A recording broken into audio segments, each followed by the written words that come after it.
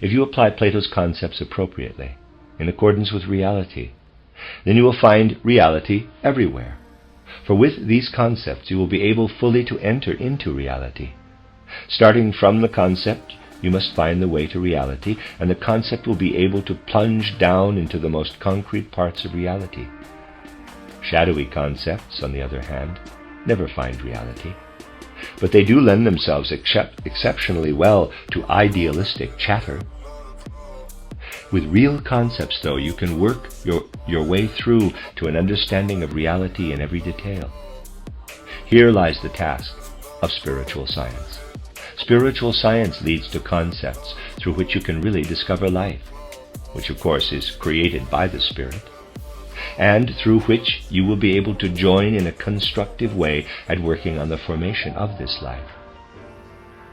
One concept in particular requires realistic thinking, owing to the terrible destiny at present weighing down on mankind. For the corresponding unreal concept is especially persistent in this connection.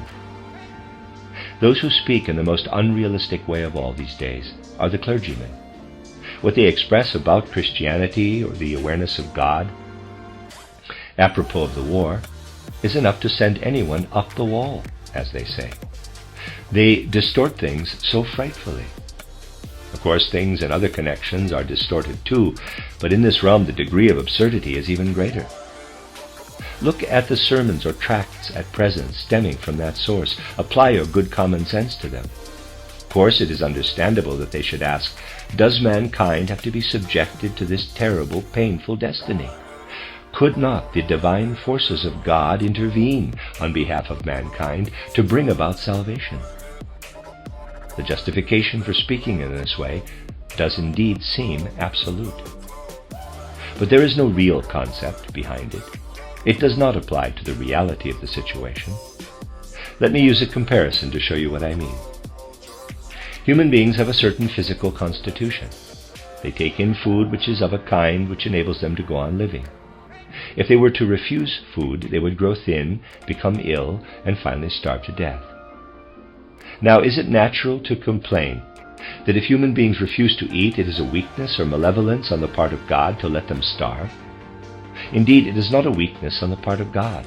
He created the food. Human beings only need to eat it. The wisdom of God is revealed in the way the food maintains the human beings.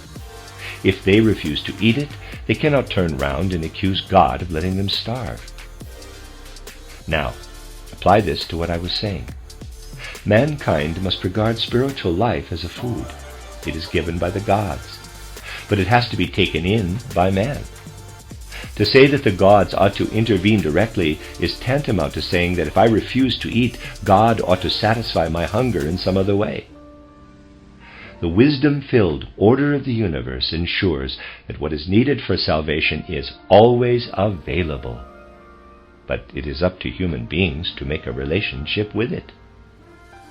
So the spiritual life necessary for the 20th century will not enter human beings of itself. They must strive for it and take it into themselves. If they fail to take it in, times will grow more and more dismal. I wanted to say this to you today, because it would be possible that in the not-too-distant future that there will be no means of transport which will enable us to come together again. I am not speaking only of travel permits, but of actual means of transport.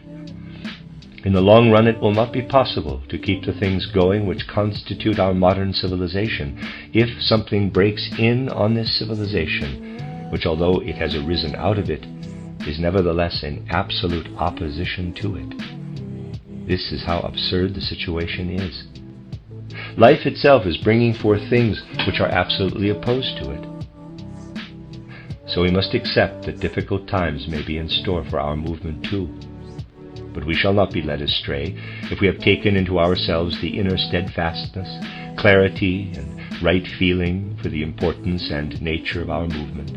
And if in these serious times we can see beyond our petty differences, this our movement ought to be able to achieve. We ought to be able to look beyond our petty differences to the greater affairs of mankind, which are now at stake. The greatest of these is to reach an understanding of what it means to base thinking on reality. Wherever we look, we are confronted with the impossibility of finding a thinking which accords with reality. We shall have to enter heart and soul into this search in order not to be led astray by all kinds of egoistic distractions.